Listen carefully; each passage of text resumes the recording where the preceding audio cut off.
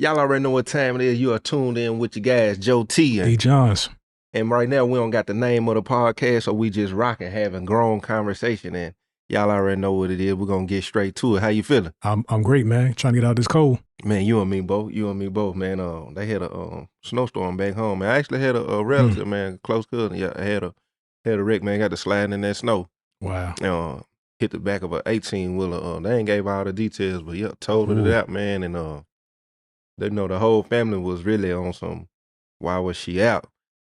And of course she was going to her mama's house because she be sitting with her. But that snow, man, you gotta be careful. Yeah. Back home for Virginia, for me, they got like 6 to 8 inches, which is pretty good. But Virginia gets all seasons, and that's why I left. I don't need all the seasons no more. I'm cool. Yeah. And then I had called my mama, man, and she told me about it. I called her back 2-3 hours later to check on, see what's going on, cuz my mama, I could tell she wasn't. I was like, "Where you at?" She was like, "I'm in work." I said, "So you went out in the snow too?" And that's another thing, man. My goal is to, you know what I'm saying, I don't even want my mama to be in them kind of situations, man, because a lot of time them jobs, you have to do stuff and sacrifice certain things, and really, man, you need to take that day off. Yeah. And you got to go. My wife worked at a hospital, and when we had the snowstorm that we didn't get, but like Frisco and all them got it a couple weeks ago, they pretty much said, "Be here or be here." Those are your odds, and be here and bring a bag overnight if you got to work tomorrow. Right. You might want to do that, but make sure you're here. Yeah, man. So yeah, man. If you got snow in your area, any kind of bad weather, man, I just want to say, man, be careful. Be careful, man. Be mindful when you step out, man. Cause some things ain't worth. Ain't worth it. It just ain't, man. Your life is not worth. I need to go make these twos and fuse.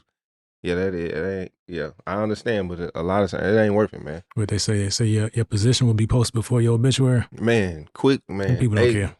But yeah, man, I had a few things on my mind, man. I really I had a few conversations with some family, some friends, some associates throughout the week. And it all seemed like it stemmed towards them having to compromise their morals and principles based on loyalty to other people. And in these conversations, I had 2 or 3 of them, man, and I was like, man, that's blind loyalty. Yeah.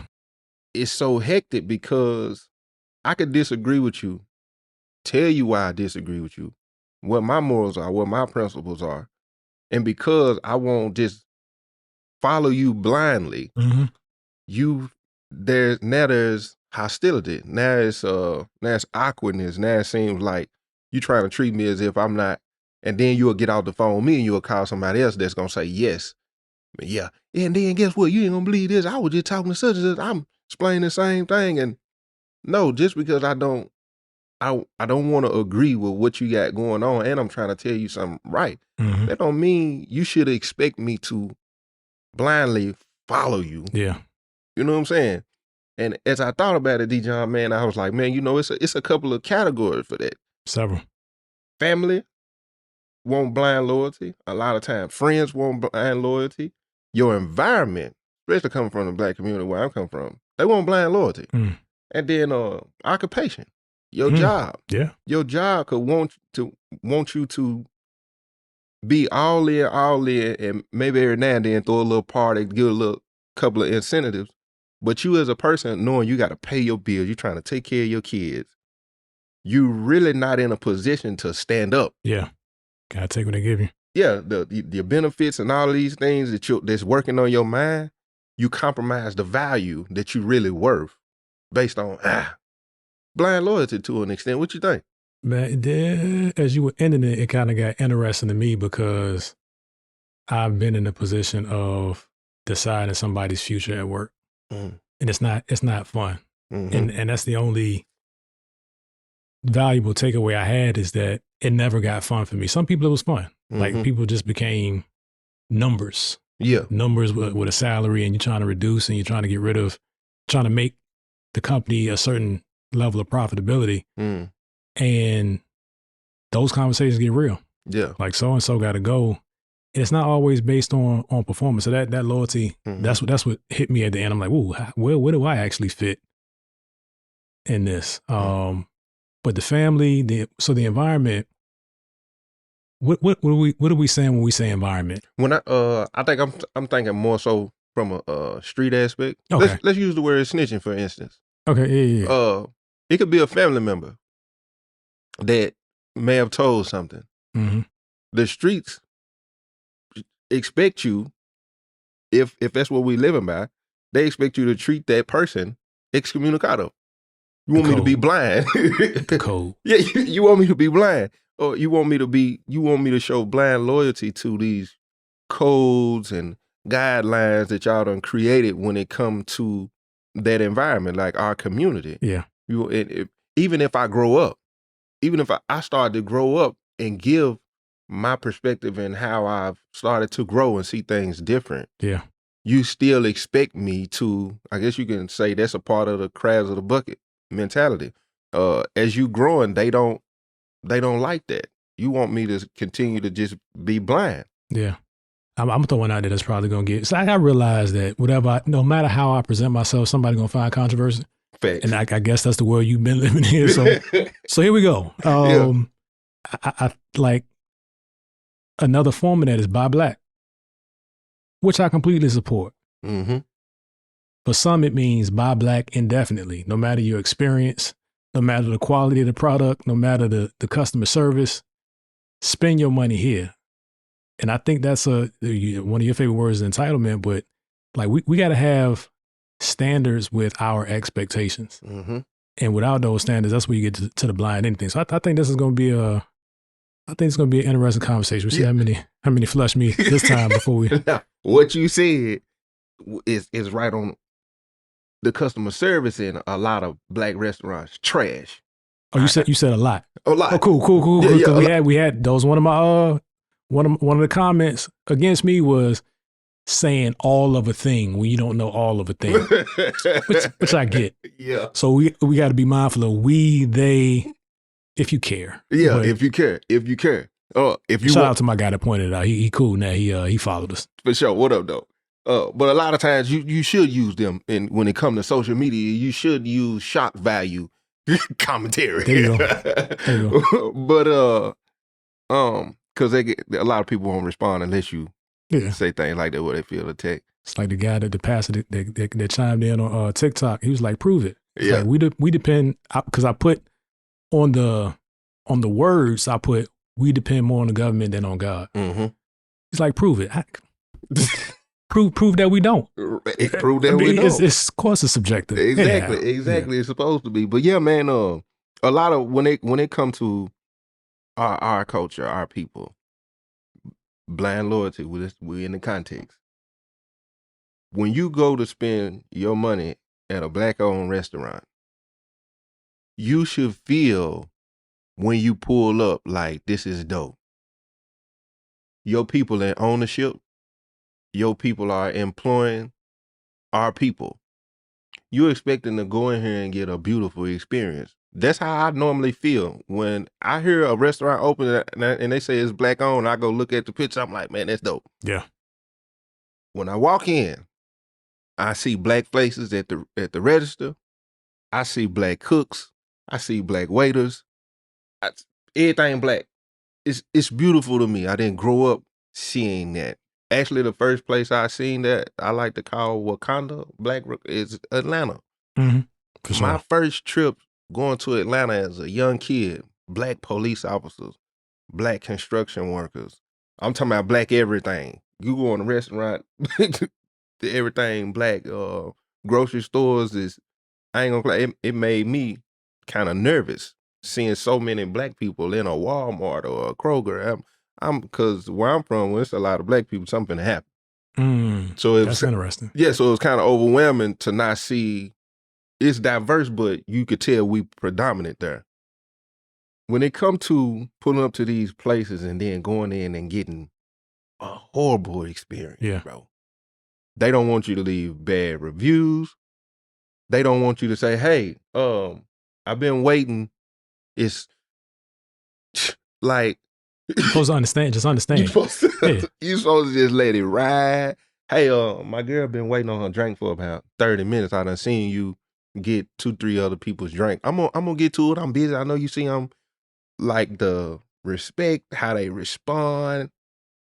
They want you to continue to come to this place. You want me to be blind to how I'm being serviced here. And that's a tough thing in any business, is that like the owners, as the owner, you have a vision, right? And then you're bringing on people. And if we're talking about it in the context of Black owned and Black employed, you're bringing on people that have to represent you. And sometimes that's a very tough thing to give up that it's not even really power, but to put that on somebody else to feel how you feel about the business that's your baby. To some people, it's just a job, and they perform like that. So I get the whole, we got to be mindful of bad apples and not lumping everything into one. I get that. But where I'm talking about the blind expectation is, it almost questions, should we even expect excellence when we go into these places?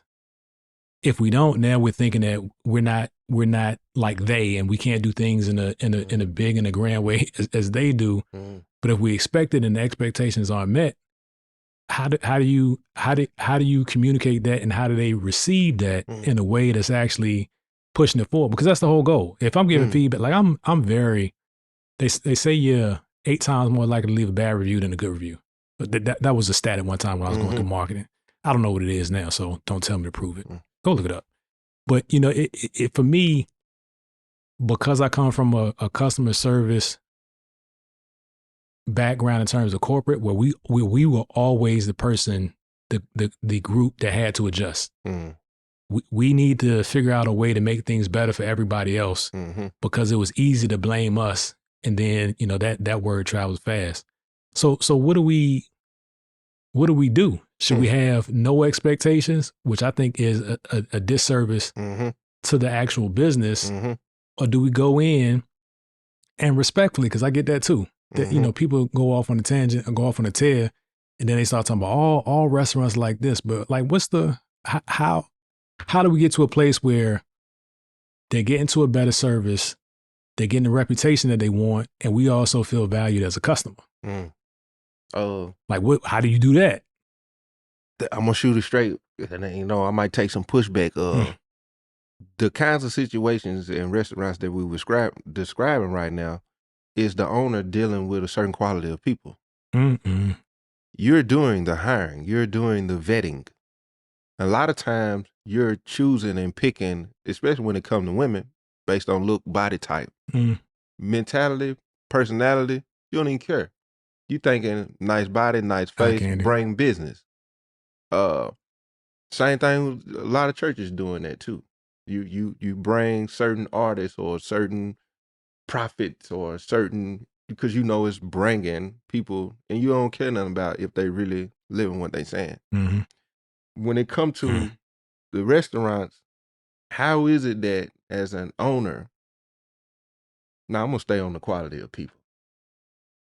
Why does it seem like when we having a us and them conversation, really a lot of times what's being said about the us really be solid? We setting the tone and keeping that tone, never making the transition to be viewed as a better quality of a person or principles and morals. You ain't making no transition. If you're hearing the exact same thing about how restaurants are being ran or how club service is, how is it that we can all have this conversation, know exactly what that experience is, what them facial expressions are, what them responses are, and as a whole, we ain't looking at the quality of people on a majority end. And then going to the quality, because a lot of times, I guess we also got to look at, because we want to support our own.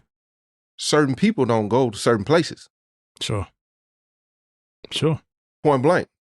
You ain't catching people who live in a certain type of way or expect to be treated a certain type of way. You ain't catching them at them places. What's the word they use now? Low vibrational? Are the people, me too, yeah, who complaining about these places, Are we just as low quality and low vibrational as the place? Yeah. Why am I in them environments?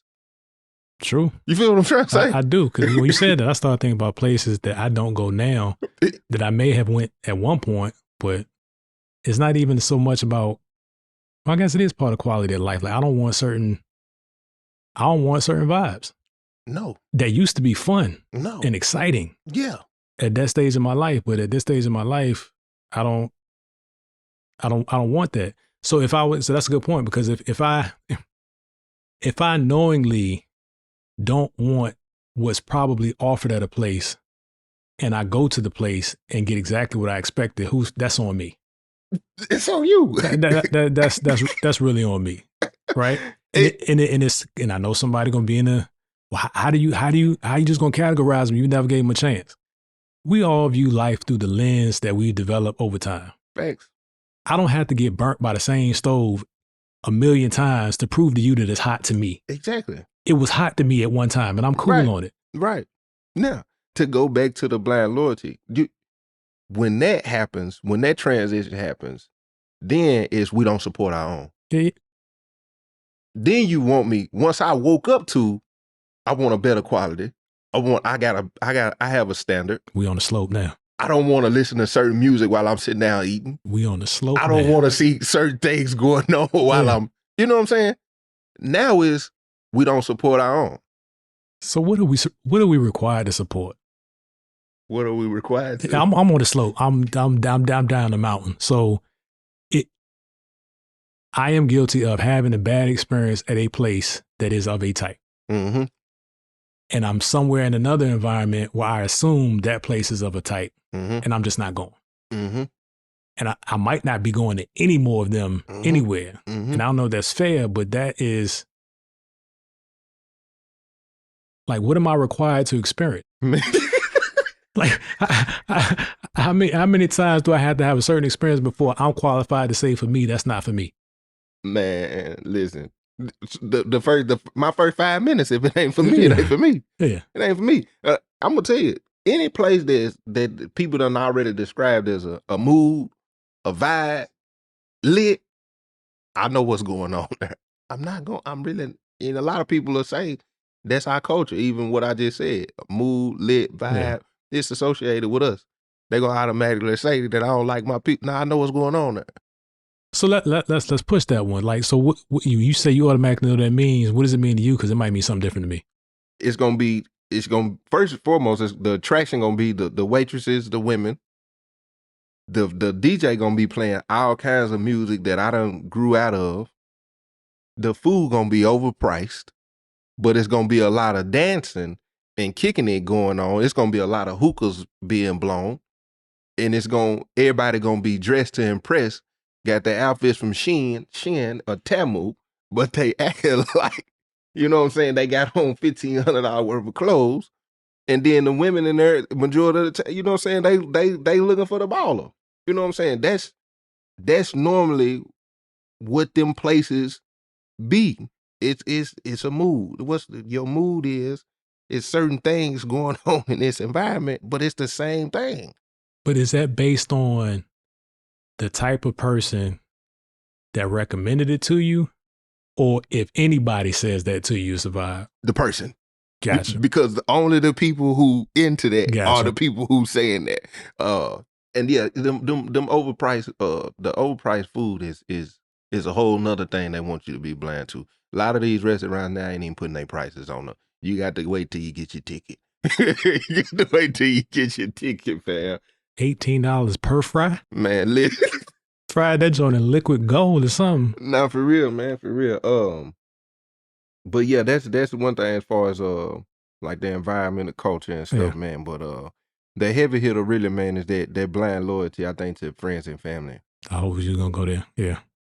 Yeah, so that gets interesting, because especially with the friends, and I don't to me, either family or an acquaintance. That's real. Like I don't have that. I mean, there are some legit friends, but in terms of people that I invest my time with and I had care and concern for, I typically call them my family. Yeah.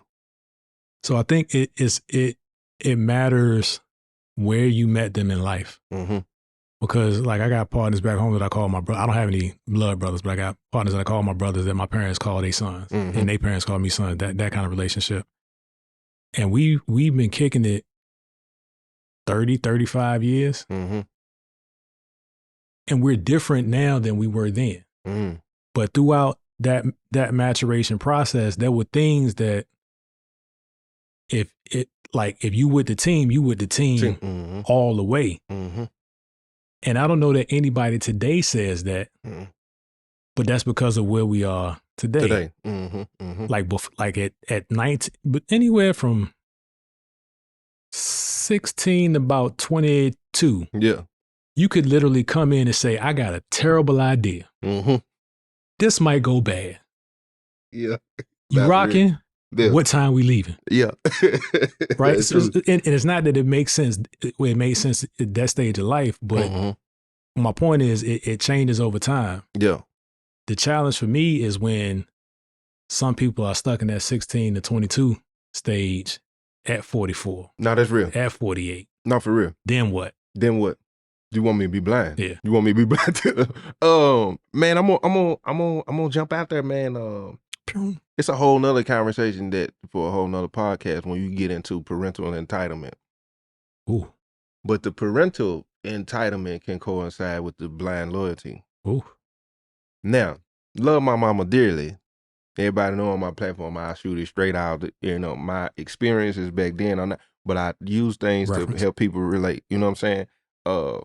Growing up as a child, when I went to prison, one of the factors, now I made the choice myself of what I did, but one of the factors that played a part of this was my mama saying that she was about to quit her job. She wanted to quit her job because she was finna get into this janitorial service. But the janitorial service was like a pay-in thing. Gotcha. And how much it cost. And I was in the streets at the time. She knew I was in the streets.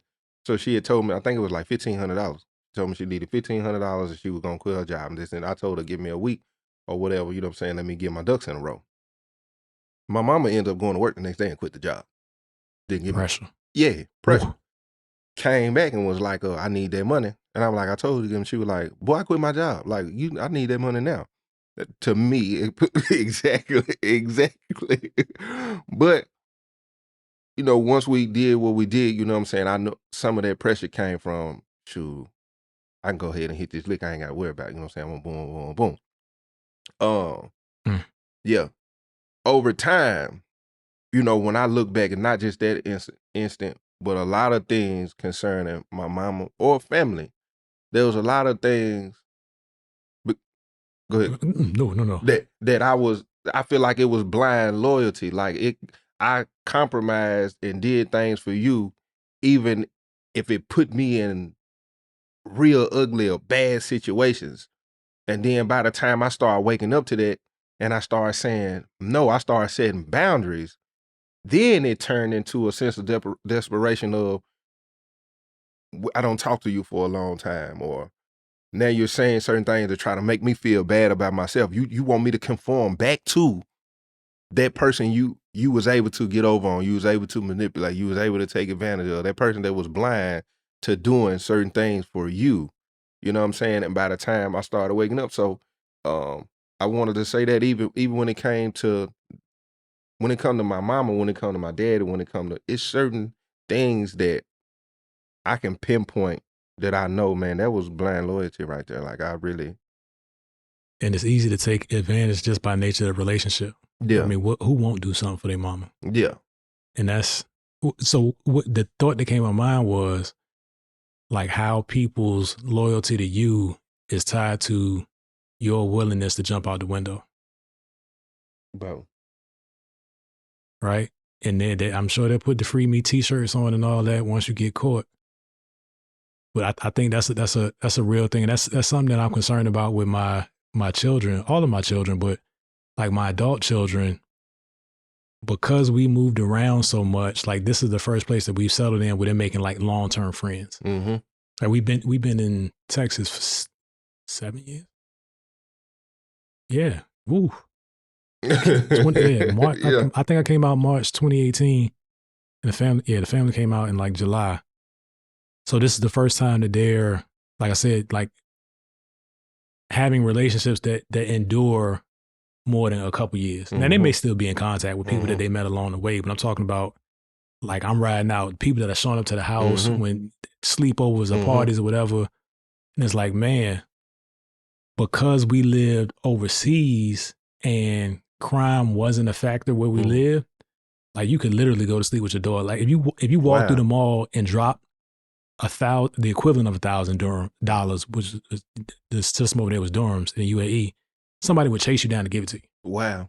Like they don't. Yeah, it ain't. Like they legislate morality, and that's another conversation. Like, I think that's where the U.S. is. Yeah. Anyhow. Yeah. But countries like UAE legislate morality. So when we came back over here, like I'm noticing even my wife don't lock the door. You know what I'm saying? Or you could go in the store, leave your car running, like things like that. Where now you're having to adapt quickly to people that have never lived like that. And they're young, right? So they're like, when we came back, my oldest was going into high school, so she's trying to fit in. Yeah. And I had, they're basically 2 years apart, the first three. Then the younger ones, they're starting to see life through the lens of the U.S. in terms of like school system and all of that, because that's most of what they know. But it's a fear thing for me, like what they'll do to be cool. Because you come into a school where not everybody, but most people have been like going through the school system together. Like you was in middle school, you're in junior high, whatever, high school. So that's always a thing for me, especially with my son, because my son, like street sense, and it's not a knock. It's just not his experience. Right. My life wasn't your life. I chose to be around some street activity because it was attractive to me. Right. Not that I had to do it, but it gave me some awareness. Like my son, he don't know what kind of weed to buy. Yeah. He doesn't smoke. But I'm just saying, like, but that's a real thing, because when I was young and trying to experiment, it was weed or weed. Hydro. It won't the killer death murder 112-15 with the fentanyl two-stack knockout. Let me pull on that. Right. Like, and they don't know these things. So that's people to take advantage of. I guess that's the around the bend. So can peer pressure be blind loyalty? Can lead to it. It can lead to it. Can lead to it. You feel like you're compromising your principles and morals, something you deep down inside disagree with. Sure. But you're gonna do it anyway to try to fit in because you don't want to. Sure. Yeah. And especially, it's like staying on the teenager example, the kids example. As a parent, when you see that, how you do or don't correct that sets them up for life. That's true. Because I know they're taking advantage of him, but he seems so happy hanging around with him. I know they're making him pay for everybody fries, but you know what I'm saying? But, or they just kicking it with him because he got the car or she got the, you know what I'm saying? Man, bro. That sets you up for life. I had a conversation with one of my cousins about 2 weeks ago. Her son ain't talented, gifted. You know what I'm saying? Like when it comes to that music, like he like to play with his words. He creative, period. You know what I'm saying? This is a kid that I know that could do probably anything he set his mind to when it comes to their creativity. Drawing, music, like whatever. We in a culture where he sent me some music and he wanted me to listen to it. And I listened to the music, and it's the shoot 'em up bang. It's the drugs, and my little cousin probably ain't number 14, 15. The song was banging. I didn't respond to the message after I listened to the song. I didn't know what to say. Because same thing with my daughter. I didn't want to make it as if I don't support you. But I also understood he doing that because he feel like this is what I have to do or should do or have to say for people to listen to it. About a week went by. Me and his mama ended up on the phone. And she was like, oh yeah, you need to listen to my son. I was like, he sent it to me already. She was like, what you think? I said, I can tell you. I was like, I think he's good. And the content. Skill. She was like, I already knew. She was like, because he told me, send it to you or whatever. And she was like, I had to explain to him, well, they call me Boo back home. Boo, he probably didn't say nothing because that ain't what he on. And I asked her, I said, what you say to him? What was your response to the song? It's the mama. And she said, first he said he came to her and said, Mama, this ain't what I live. This ain't what I believe in. I know this ain't how you raised me. But he said, I'm doing this so I can give you and my siblings a better life. Because I know this is what people gonna want to hear and listen to. And then I said, what was your response? She was like, I just told him, you know what I'm saying? I get it. I understand. And it was more so along the lines, it sounded like a do what you gotta do. Validation. And I told her right then and there, I said, ain't no knock, like I get it. I was like, well, that's dangerous. I got a cousin the same way. Like our mom's a sister's my first cousin. And he went through that phase too. Luckily, and here's the hope, luckily he grew out of it, but he was same lifestyle, probably better. He was the only child, right? And his parents really catered to him, and he was everything that he wanted, he pretty much got. But he's a gifted artist, like spoken word, rap, writing. Like he's done some stuff for me. But he had this, and he gonna love you, cuz. He had this one, we talked about, he had this one series, a mixtape called Bail Money and Lawyer Fees. And it's about the street. And by the time he did that, that's no longer attractive to me. I still get it. But it's like, is this a reference track for somebody else to use? Like who you writing for? Like what killer are you writing for? Right. But it's the thing about, it's more than music. And it's more than movies. It's more than it's more than all of it. Yeah. But whatever way you choose to ingest your poison, like that becomes a part of you, and you start to emulate it, even if it's not your lifestyle. Thanks. So what you said about like pressing your cousin's mom about how she felt about it, I think that's key, because that sets the tone. Yeah. Right. And it starts to set the standard for, or the precedent for how far can we compromise in life. And blind loyalty leads to unlimited compromises in life, because once you start down that path, like we're talking about, that, like who will jump out the window for it? Like, let's bring him. I know he gonna swing. Yeah. Everybody. I mean, everybody else can chill, but you know he gonna every single time he gonna swing, or he gonna pop or whatever. Yeah. And and that translates to being real. It does. I went through it with my daughter. My daughter does music, you know what I'm saying? But she'll go there. She good. And I went through one of them parenting moments where it was tough on my flesh. And she had asked me to share it on my story one time. And I shared it at one time. And I had people respond like, I know it's your daughter, but you know what I'm saying? You don't, you know what I'm saying? I know. And then her mama hit me. And once her mama hit me, I explained her. I was like, you know, I did it that one time. I don't want her to get in her head right out the back. He don't support. I said, you know, I'm going to have this conversation with her, in which I did. And after that, it wasn't expected of me no more. Like, she'll send me something and let me hear it, but she knew where I stood. Like, she get it. Like, we don't have to, and it ain't no me being blind to my child. Yeah. You know what I'm saying? Like, it built that bond of her respecting my principles and morals versus, I'm gonna go on and do it. I guess my daughter put peer pressure on me. but yeah, parental man. pressure. Yeah, man. And it's like you said, it's good to set that tone, not just in the conversation we having, but for your associates, your friends, your family, it's good to let it be known. These are my principles. This is what I stand for, to shape that relationship for it to be real. Because the minute you open that door to being blind, the minute you show them you can see, there's a problem. All right, bro. I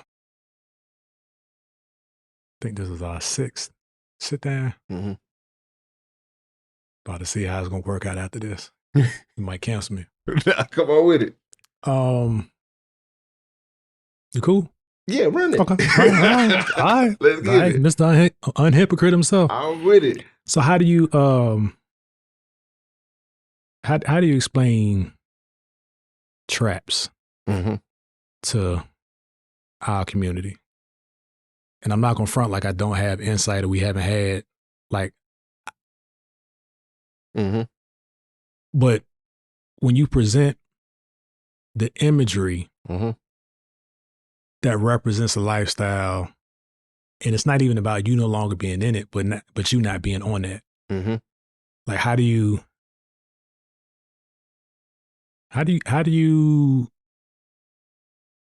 communicate its intent Mm-hmm. and still maintain what you stand on? Mm-hmm. That's it. So far, I mean, we gonna see. I'm gonna start first with just being honest. Tyler Perry. I'm gonna start with Tyler, and then I'm gonna answer the question. Watching, I see what you're doing. Watching Tyler over the years. That boy good. That boy train. The train. YouTube checks get to him. YouTube checks got him. Watching Tyler over the years, you know what I'm saying? Certain content of how he built it, you know what I'm saying, and where he was going, and now he I feel like, and I think I'm gonna go in a different direction though. What I feel put him in a box for his audience. I've been real critical of Tyler Perry and changing directions, but he started based on what he know. So my question for him was always, you started on what you know. It's a lot of us in that audience when we watch him saying, okay, when you gonna start portraying us in a different light? You're a billionaire at this point. You started that, it helped you get there.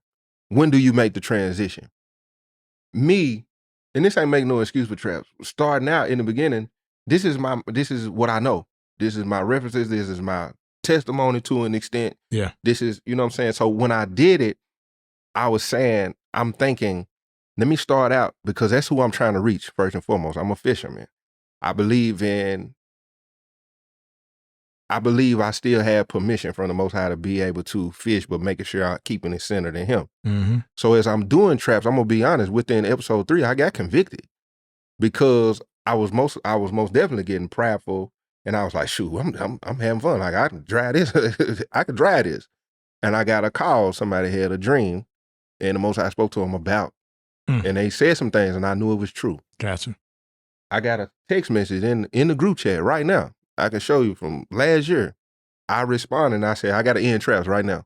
I felt convicted. I said, and I apologize for anybody that I've misled or think, you know what I'm saying, that's what I represent.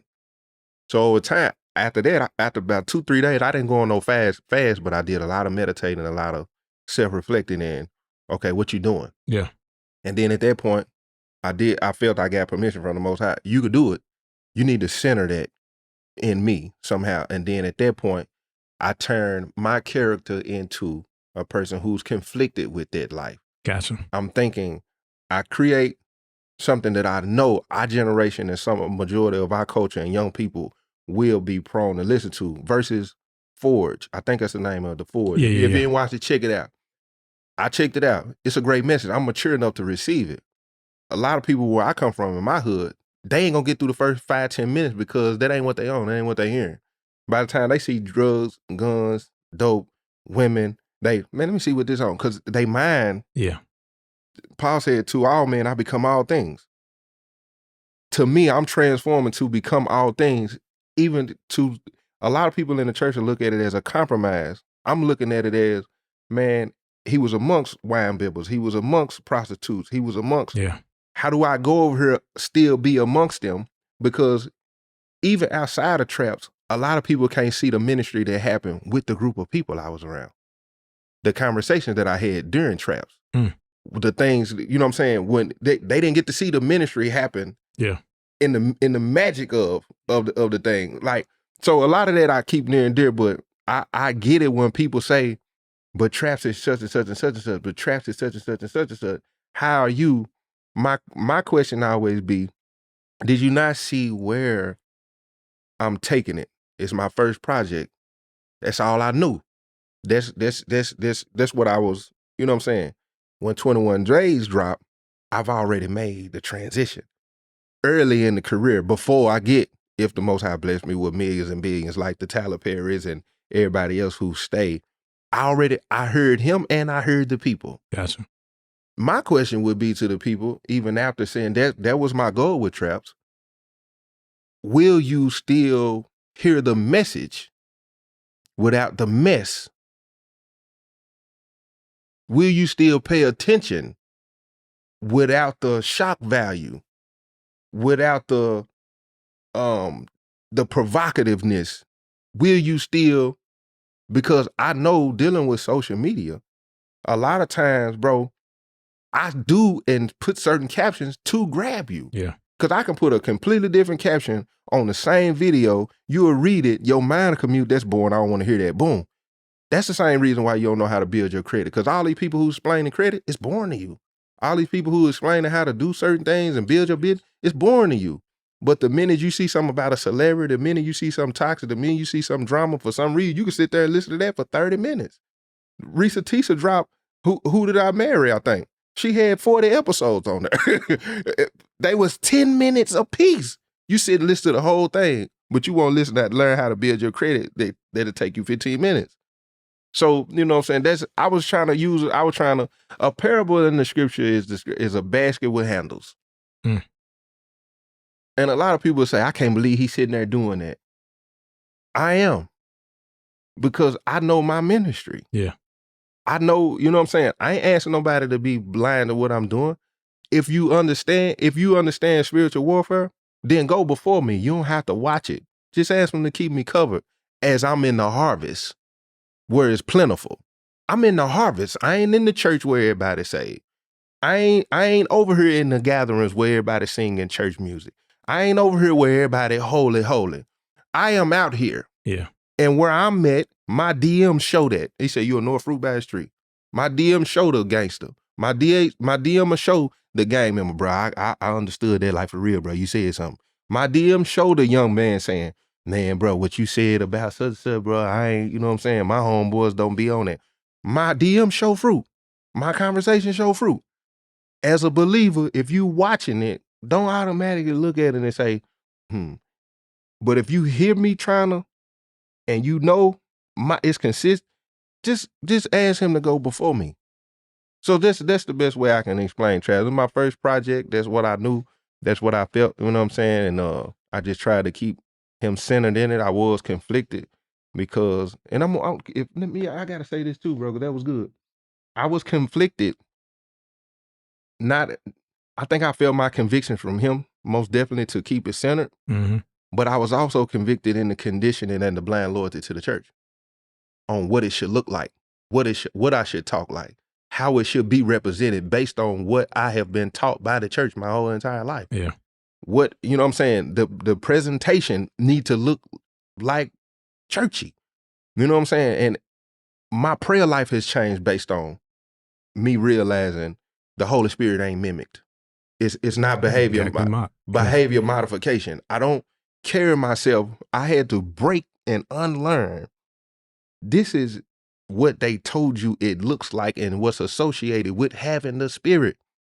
When you talk, when you preach, and when you, not saying that they don't, but there's a lot of ministers and pastors who hoop based on they saw it, versus the authenticity of the Holy Spirit himself. So boy, down the slope we go. Come on with it. So we talk about the and and shouting and all that. Mm-hmm. As an adult, I had to learn to discern where possible and leave it to God where not, when I saw that kind of stuff, because I grew up in a church that didn't even have drums in it until I was maybe 15 or 16. Mm-hmm. It was you didn't clap during the song, barely clap, barely said amen loud. So for a child going through that becomes my standard. This is what a Christ-centered denomination or group looks like. So when you go somewhere else, and I'm keeping it in church because that's my story, but it parallels because now when I go, getting older and I go visit a Baptist church, can I say all of them are wrong because that's not my experience? Come on. It's all church. It's all church. And we're not talking about hood activities versus baptism. Like that's not the stretch we talking about. We talking about all this presented as thus saith the Lord, and we're in here worshiping and honoring him this way because this is the way that we do it. So that I get what you're saying, that it looks different within the church, from church to church, even within the denomination. I will go to some churches. I'm like, man, y'all do that? I thought we was just like, y'all do that? Yeah. And I'm not putting that on God. That's on man. Right. So the problem I have with any religion, if there's a problem to be had, is that man's hand on it. Facts. Has shaped it into why we have 80,000 of them. I don't know that that's the right number, so don't fact check. Right. But one thing that you as you were responding, a verse came to mind, and I didn't know the verse, but I knew a phrase in it, so I looked it up. Right, we don't know all the verses. Right. But Romans 14:13 says, "Therefore, let us stop passing judgment on one another. Instead, make up in your mind not to put any stumbling block or obstacle in the way of a brother or a sister." And that could be looked at as two ways, like, well, Joe T, you putting these images out. Or it could be looked at as these images are grabbing and drawing, and you're against that. One challenge that I had in my church journey was my experience, not all of any. My experience was the church was really good at ministering to people that came in the building. Come on. Really good at ministering to people that came in the building, loving on them, but the neighborhood might not even know their name. Suffered. And in the scripture, Yeshua, who we know as Jesus Christ, said himself, if you're amongst the brethren all the time, ministering to people that you know already are saved, you are no better than the tax collector. He said, if it's 99, I'm going after the one. Where do we see, not all, but going after the one? Yeah. The prostitute that's on Harry Hans or back home on Dickerson Road. The people that's, and I want to, addictions, whether it be pornography, whether it be we're gonna get to that. Alcohol, whether it be drug, whatever the case may be, the young, a lot of these churches and ministers are afraid to even go and talk to gang members.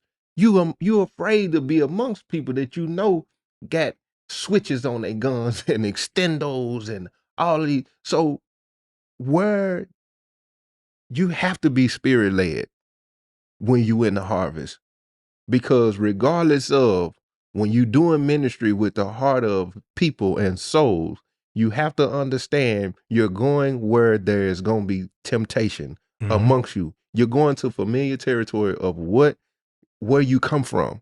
That's, to me, that's who you can minister to. There, and the church got to be mindful of, if the church sent me out 2 by 2, and they say, well, just, and I understood what my ministry is, where do you think I'm going? And what conversation do you think I'm having to grab them? It's cool for me to tell my testimony, church. If I put my testimony on TV, is it viewed the same way as traps? So one other interesting fact is that, like, I've only known my parents to be in the church. My mom was of another denomination and switched to the denomination that my father and his family were before they got married. So I've only known one experience when it comes to them. She used to have a play that she wrote called Last Train of Glory. And it was about the second coming of Christ and trying to reach the world, those that are forgotten, the wino, the prostitute, and all of these people. And she go around churches and having it. And it wasn't, of course, the prostitute wasn't dressed as they would be on Harry Hines, but it was clear that it was a representation of a prostitute. So, like, thinking through it from that perspective, which, of course, I never had a problem with because I was my mom, and it was accepted in the church. But it was about the same thing. It was about who's going to reach the wino, who's going to reach the prostitute, who's going to reach the drug dealer, who's going to reach the unsavory business person that has fallen away from God, and tell them that God loves them. Who's gonna tell them? Like, and it was, it's almost like when you talk about if you go out 2 by 2, like the setting of the church relaxes so many people and oftentimes allows things to come into their spirit that may be in some churches, not all of anything. Right. Not all of anything, Right. but you get such a and it's kind of warranted because you go there as a place of healing, a refuge, and you believe everything is sound is coming out of there. But it's almost like it rocks you to sleep. It can. So again, ministering to people in the church is cool on the day that everybody's in the church, but how do you get to them? How do you get to the people that can't even look at a church? That's a whole nother conversation. A lot of people who are in the church, I'm looking at you when I say this, a lot of them not even equipped, have not been discipled to even go out amongst the harvest. Most people can't even effectively witness. You know the gospel of the Messiah, that he came, he did ministry, he was crucified, he rose again, died for our sins. But when it comes to like effectively witnessing, being knowing how to relate to people and really and get to and compel them, it's being able to give a hope for what it is that you believe. Most people can't even effectively do that and been in the church 20 years. Why you think I don't realize you don't understand what I'm doing? You never been a fisherman. You've been a churchgoer. You've been a hearer, never been a doer. You've been in church 20 years. The only people you don't probably, which you think you don't witness to is your family members. You done said, I prayed for you, or, you know, God love you. You took that as witnessing. You never been in the harvest. Biblically. Me in the harvest, knowing spiritual warfare, knowing my prayer life, knowing I'm seeking him, knowing the conversations I've had amongst people and doing it, knowing what I'm doing. Why would I expect you to understand? You ain't never jumped out there in your ministry and realized you amongst the wolves. Wolves ain't well, they are in the church. They just dress as sheep. Oh, they in there. Yeah. Oh, they in there. They present as sheep. Yeah, man. I love the kickback from it, man. And you know, I always look at my fiance asked me the other day, she was like, because I was telling her I took some kickback again the other day. This woman basically said I done became cocky and all kind of stuff. And I was like, man, I'm actually the same person. I'm actually doing more than I was. I'm a little more passionate about what I'm doing, man. And when I read that made me think about some things. But I told my girl, I said, I feel like, and I'm gonna say this unapologetically, it's like I've started to attract a different quality of people. When I was at the bottom doing what I was doing, telling the stories how I was telling them, which was worse than trap if you ask me. I was telling my stories, I'm talking about uncut, unadulterated, but then going into giving the word, same way I did with traps. I have the exact same method since I started. Saying something to grab your attention and then giving you the word. Yeah. I said, she was like, who you think you're attracting now? When she asked me that for a whole different other reason, but I know her, but I was like, yeah, man, I caught it, man. I was like, I'm attracting more men now. I see more men in my DM relating and understanding the journey of manhood, maturing, and trying to break off and unlearn cultural things or conditioning and the programming and trying to understand being a family man more and knowing it's okay to marry, it's okay to be a father, it's okay to be vulnerable, it's okay to be like I'm starting to see more men now. When I was telling the stories in the beginning, of course it was attracting a lot of women. But it was the mindset of it, why it was attractive, which is dangerous. Yeah. Because you hearing, you getting both sides. You see the bad guy and you see the person made the transition. But the truth of the matter is you want the bad guy. You want what come with what I'm explaining with him.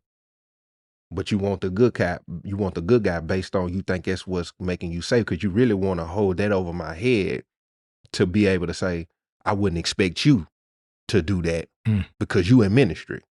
But you love and cling to the bad of me. You want the sexual, the way I explained it. You want the gangster of me. You want But the minute I try to get out of line, you're going to try to chastise me with the word, if that makes sense. The interesting thing about the word is that the word is like a movie. Yeah. Like you read some of the stuff. Like I went through Isaiah, man, about a month ago. Mm-hmm. I got out of Isaiah. I was like, I had to get to something more positive. Isaiah is, I don't play. If I don't play was God in real form, it's Isaiah. Man. There's probably some other books that I ain't got to yet, but it's like I think so many people look at the Bible as a character base that they don't realize that there's nothing new under the sun, and these characters are still, these people are existing in real time. Literally. So David was a man after God's own heart. He's a murderer. Man sent the man to war to get his wife. I need your girl. Boy, go kill something. Listen, because I'm killing your girl. Man, was awful. And like it's such a, that's my point. I think it's the disconnect with the Bible and what I believe its intent is, was they basically instructions before leaving Earth. Like these are cautionary tales, not in terms of being fictitious, but here are the stories that have happened, and there's technology now that gives different vibes and different ways of doing the same thing. But how do we accept that this book can present all of this? But how dare traps be on TV? Boy, you said it. Anywho. And with that being said, man, you know, a lot of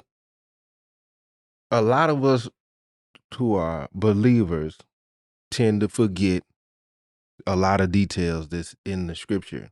The many faces of ministry. Nasty work. The many ways and hearts of people that he chose. It's a lot of time we forget those, and we get we want to pick and choose which. I got a word in my spirit the other day and it was like I heard him say, my word does not contradict itself.